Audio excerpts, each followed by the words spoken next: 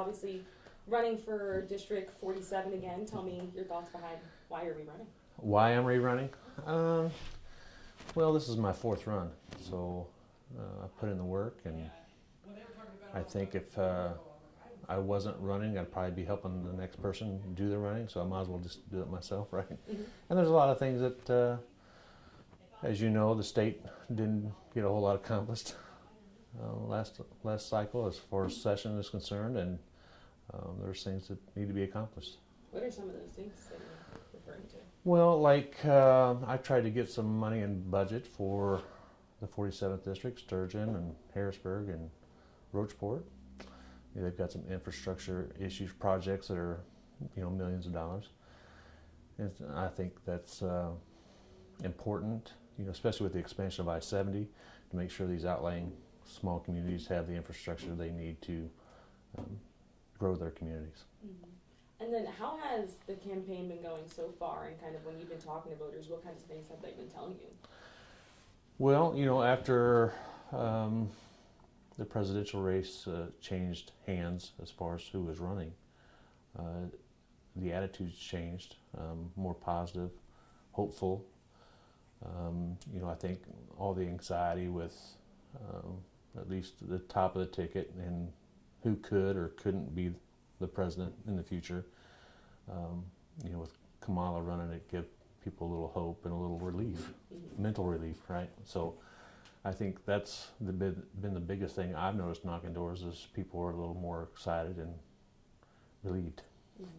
What would be probably your first priority if you are reelected?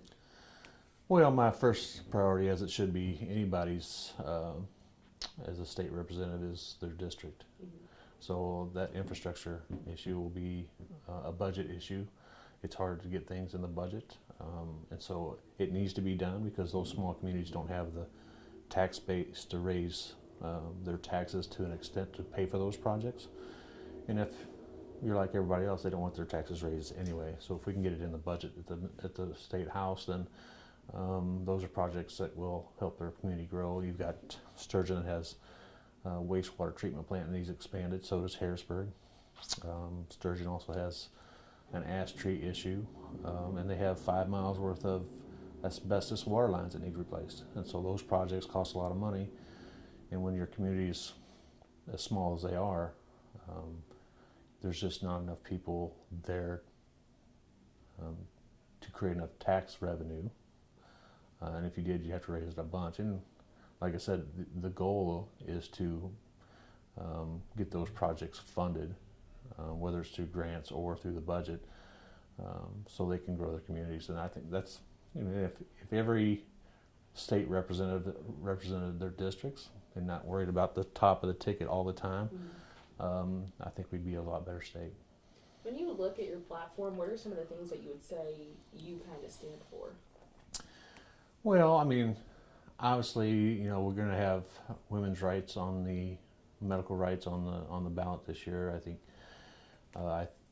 I believe that at least the Republicans will probably try to minimize those as far as bodily autonomy and being able to do what you need to do medically, regardless of the procedure, or when it comes to birth control or whatever the case may be. I think they'll still come after it and try to minimize the effects of giving women the rights back. So that'll be something we'll have to address in due time. I'm kind of a clean energy guy. I think that comes with diversity with clean energy, but I also think it comes with farming practices when it comes to regenerative farming practices, sustainable farming.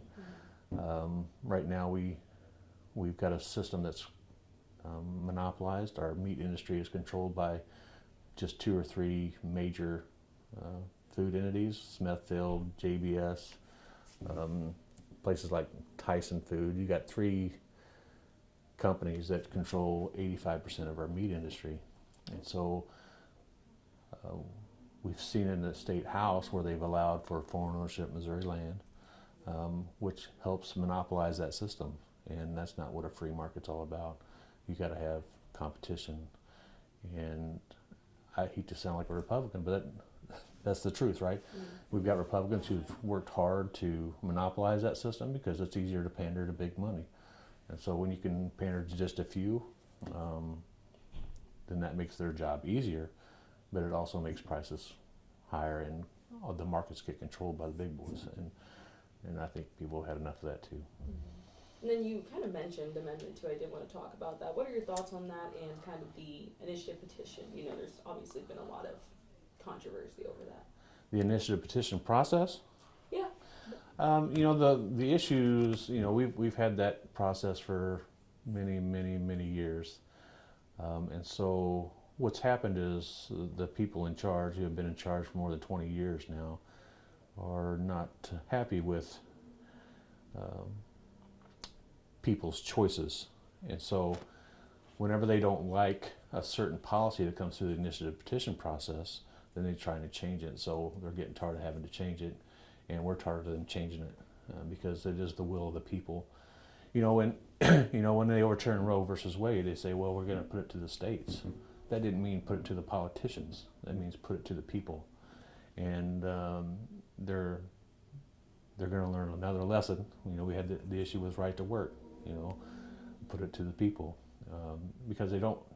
I think Republicans have kind of basically, you know, they profess it's a republic. A republic is a representative government, and so you get elected to represent the people. And if you're not doing the people's work and you're always trying to undercut them, then that kind of throws that republic out the window. And so we've seen an attack on the republic. We've seen an attack on the democratic process. We don't have a republic without a democratic process, which is a democracy. And so you can't have one without the other.